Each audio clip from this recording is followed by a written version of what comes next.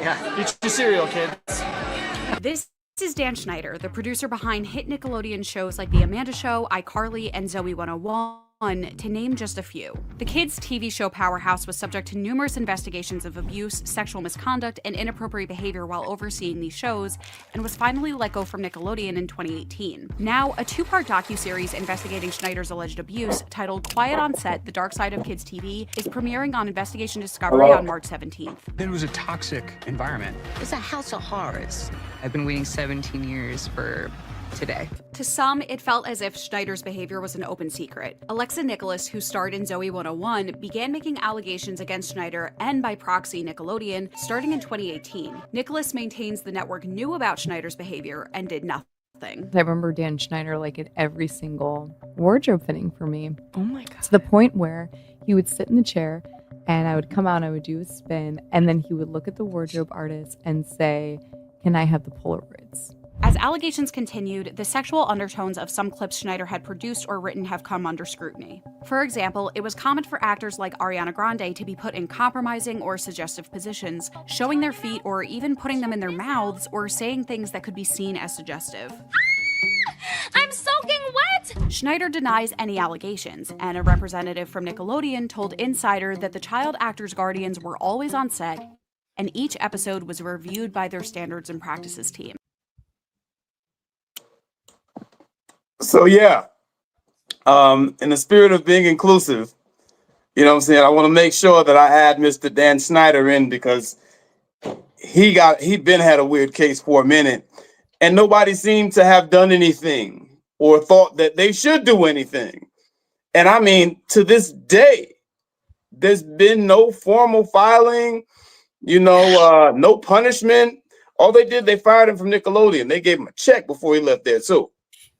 And so, you kind of scratch your head and you kind of wonder, well, what's so special about this guy? I mean, but you got to ask the question out loud, because people don't talk about it. And, I normally don't talk about, white guys or whatever, because some people don't even know who the hell Dan Schneider is. A lot of black folks. We tend to only care about other black folks.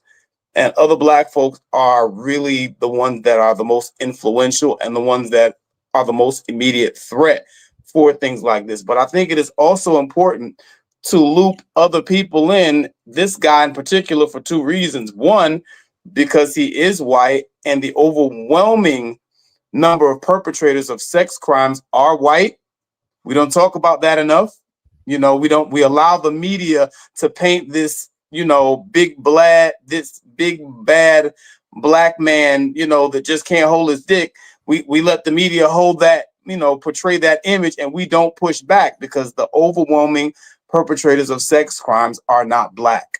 So I want to talk about that first. And I also want to talk about the fact that, okay, in addition to that, he's attacking children, and no one's doing anything on a children's network. People got to understand, some of these weirdos, they put themselves around children so that they can have the access to children, not necessarily because they love children. You understand what I'm saying? And we have a few weirdos like that. We got him. We got the other guy. What's the guy from the WWE? Mr. Vincent Kennedy McMahon. Vince McMahon. We got him. We got Vince McMahon. We got the former CEO of Abercrombie and Fitch. I mean, they are just running amok out here, and no one is saying anything. And so I wanted to make sure that I gave them some representation today. And I touched on that a little bit because, poor kids, sure, they're white, whatever the case may be. I'm not a racist because I'm not bigoted because I focus on black folks. I'm not bigoted at all. You harm a child, you harm a child. Doesn't matter if they're black, white, green, or purple. And nobody's doing anything about it. And my question is, what mechanisms are in place even for us to ensure that these type of people are punished and not forgotten and swept under the rug like they have been? What y'all got? So I was looking up Schneider just a while ago, and it appears that he was married I think at that time he was still married. I'm not sure if he's currently still married. It's not saying anything about him getting a divorce, but he's married to a woman that was on the set as well of Nickelodeon. So it looks like he's been doing a lot of dirty macking. I think that dirty macking is how he got his wife. And because you're a creature of habit, if you have a habit of doing that, it becomes natural. So it's kind of like subconscious flirting, right? Yeah. And it ends up being disrespectful because now you're married, but you still have that conscience of flirting with women on your job. And that type of dirty macking leads to basically no sexual discipline, because now you have a wife, but you still want to sow your raw oats with everybody else. And you get to, it's kind of a weird way with these goofy dudes. We talked about goofy guys. He's not an attractive guy. He's a fat, oversized dude. Fat pack of shit. Yeah. So he's a fat, oversized dude that a lot of women wouldn't want to get with, you know? Yeah.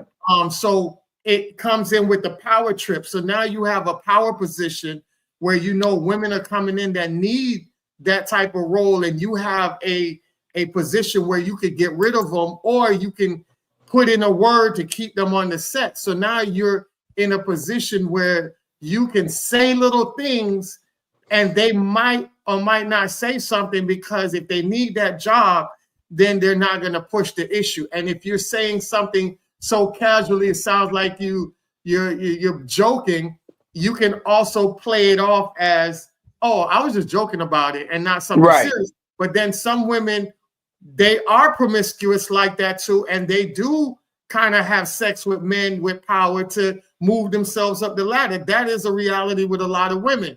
So because there's a mix of women that do and don't do it, now you end up thinking that every woman is aligned like that, and you say that to the wrong woman, you're going to get your ass in some trouble. And his ass been getting in trouble for some time now. And I think we can all understand why there's not a national news behind that. Remember, this same thing played out with what's the guy that was the producer who got in jail? Weinstein. Right? So when we look at Weinstein got a fat check. He didn't go through the muck and the mud like they did Bill Cosby. He got the preferential white treatment, and he's done worse, because he was doing that to actresses that we look up to now, and he was doing that to black and white actresses. Yeah. Bill Cosby, they start taking things back from 30, 40 years ago as if it was relevant to today. Now, I'm not making a case of what you done 30 years ago to be right because, oh, it was done back then, so you should sweep it under the rug. No, what I'm just saying, all of this is not exuding sexual discipline that ends up catching back to you, whether it's in the past or the current. But what I'm seeing is that instead of us punishing people that are doing this based on their ethnic codes, now you're playing the racism part where you're slapping them whites on the wrist and giving them the option to cash out without any type of consequences behind that. But with the black folks like Bill Cosby, you railroad them and try to suck them dry. And I'll land my plane on that. Facts. And I just want to make sure I put it in there too, because you were talking about, the different type of women, and he not messing, he's acting a way around women because he's used to being able to act that way around women. I want to just make sure I add in there though. These are not even women. These are little girls. And he's sitting in bathtubs with them. He's hugged up on them. I can see him right there in the little clip that he did. He kissed one of them kids on the face, the boy. He's kissing the little boy. You know what I'm saying? He's hugged up on these girls. He's sitting in bathtubs with girls.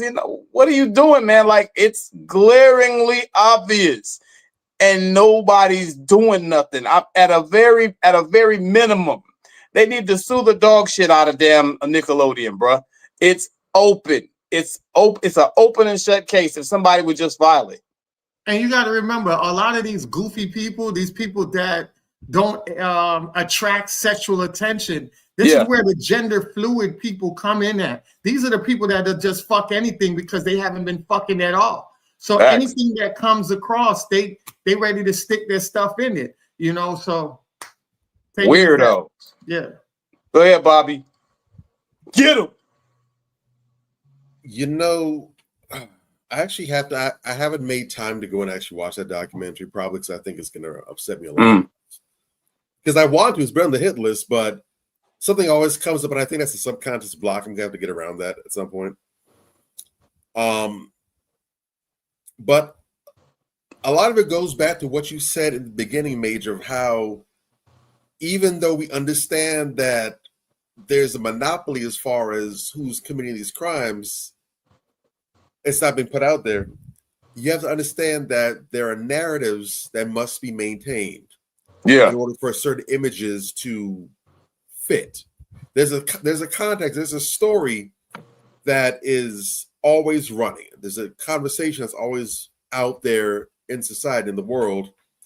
And the powers that be, who also happen to be members of this group, they are very, very invested in keeping the conversation from going a certain way. I'll tell you right now, if you want the best possible way to really keep your mind centered and really focused on what matters, it's worth it every Friday to go ahead, and his channel's worth it anyways, but Professor Black Truth has this long-running segment that he has on Fridays where he calls the Friday Crime Report.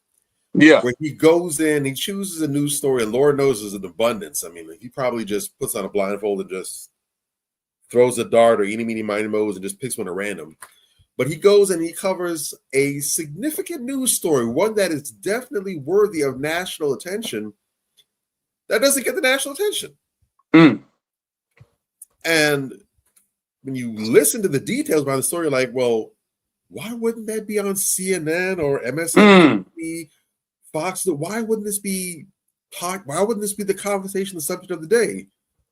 Well, it's because it usually involves people that look like the front of my hand, this section, committing the heinous atrocities.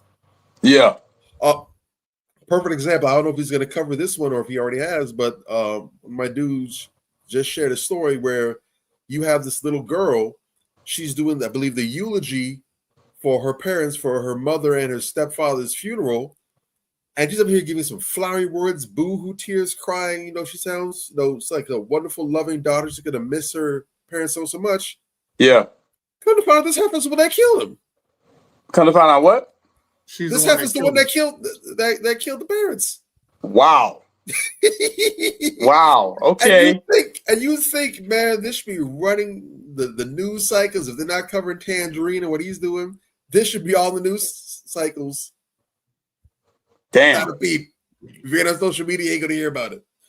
Because there's no vested interest in this. Now, God forbid if 15, 16-year-old Anthony were to go pick up the biscuit, or Major Gaines would decide to go ahead and put on some camo paint, do his best Rambo impression with a Bowie knife on his folks, you wouldn't be able to get that off the TV for the next 6 months. Oh, yeah. They find a way to loop that in the B-roll. But again, it doesn't fit the narrative, so they're not going to put that out there. This whole epidemic of Hollyweird being Hollyweird, this has been public knowledge for a minute now. This really got the doors busted off the hinges back in 2014 when you had, what's her name, Amy J. Berg, shout out to her, when she dropped that notorious documentary, An Open Secret, which went in and discussed all the accusations teenagers were making about being sexually abused in the film industry. And the film got all kind of rave reviews. They're like, this is groundbreaking, this is eye-opening. But it got swallowed up. There was no conversation about it anywhere. You had to go in underground circles to hear the documentary even being brought up. And everyone was like, well, this is clearly because the people don't want this to go out there. They don't want to get exposed. Corey Feldman, God bless his soul, he's been crying for the longest, trying to get people to, pay attention to what happened to him. He's been very open. He's been very brave. He was in that clip. He's been very brave about his circumstances and situations. We're dealing with this, and the people just brush him off, dismiss him. There's another documentary that dropped recently in 2020, My Truth, The Rape of Two Corys, where he's discussing what happened to himself and another friend and co-star of his, Corey, Corey Haim. And the film was dropped 10 years on the anniversary of his death, and it was believed that the other Corey took his life because he couldn't deal with the trauma of being sexually assaulted. And in this film, not only did it explore their friendship together, but Feldman actually went bold and he named names. He pointed to Charlie Sheen, Marty Weiss, John Grissom, Alfie Hoffman, and others that sexually assaulted him and Haim. And no action. Charlie Sheen is still out here living his best life. Ain't that something? But again, but you got your little Robert Sylvester Kellys, you got your Bill Cosbys, you get your Diddy's, and you know the water is muddy on a couple of them. Kelly been dead to rights forever. Diddy been a scumbag, but somehow now we have allowed the media to shape the narrative and make Black men, the ones who often are the least powerful in these Hollywood circles. There's a whole media circus around them. Don't even make up a considerable number of the ones committing these sexual atrocities. Somehow the minority, for once, has become the blueprint. So we can't get representation anywhere else. We got to fight for that. But when it comes to sexual assault and all the negative stuff, we'll put Black men front and center on that. Yeah. Here you go. They got a space for you, and they're gonna make the shit more salacious than it really is. Oh, if the this fire shit is wild, they gotta bring out fuel to put on the fire. So we have to be mindful and understand these things, and we have to also understand how this isn't just an attack against us, because we could definitely own the market. But when you look at victims like Corey Feldman, Corey Haim, and all these others, they're also victims too, and unfortunately, they're being denied justice. Strange enough, not because of their race the way we are, they're being denied justice because they're being used as acceptable white sacrifices, where they're saying, you know what, yeah, you're victimized, but we're not going to bring us down just to go ahead and get you your day in court. So the psychology is deep. All the way around, these are not victimless crimes. There are many victims of all shades and stripes, but there's one common enemy that's involved in all of it. So. Facts. All right, well said. What's up, man?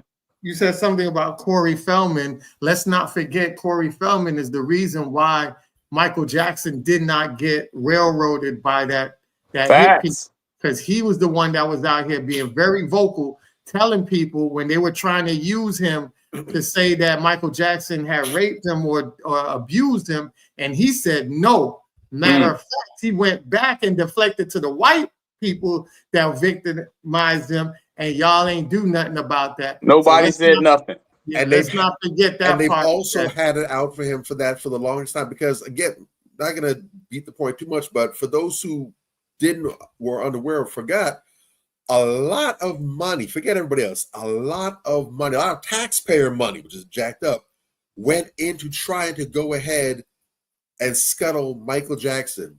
That man survived not one, but 2 federal investigations. It's crazy. That's a lot of money. They got people sitting on the house, bugging his calls. They're scouring his records. They're following him nonstop. If you know how these investigations work, this isn't a little 3-week or 5-week thing. This is years long. Year long, yeah. And he went through 2 of them. And he got off twice. That's crazy. You got this white man going here that is supposed to be a key part of the program, not going along with the agenda. Oh, you know they don't like him. R.I.P. to the great, man. R.I.P. to the great. That was a damn witch hunt. Conversations 2020.